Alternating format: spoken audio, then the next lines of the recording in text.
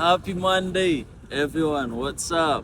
እስካሁን መሞት የነበረብን መጥፋት የነበረብን ሰዎች እስካሁን ያለ ነው እግዚአብሔር ስለጠበቀን ነው።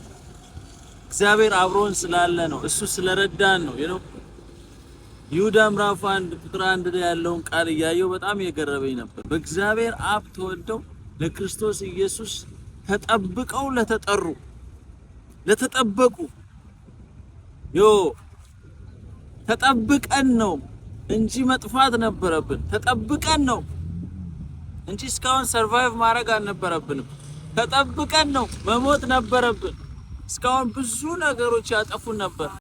ማይንዳችንን ሉዝ እናደርግ ነበር። የደረሰብን ነገር አንፃር እግዚአብሔር ጠብቆን ነው እስካሁን የቆየነው። እስናር ላክ እድለኛ ስለሆነን አይደለም፣ ስለተጠበቀን ነው። ተጠብቀን ነው። ይሄን አዲስ ሳምንት ስንጀምር ይሄን ቃል እንያዝ። እግዚአብሔር ስለጠበቀን ነው። ስለተጠበቅኩ ነው። ኮሜንት ሴክሽን ላይ ጻፉ። ስለተጠበቅኩ ነው እንጂ ብዙ ነገር ያጠፋን ነበር። አቻችሁ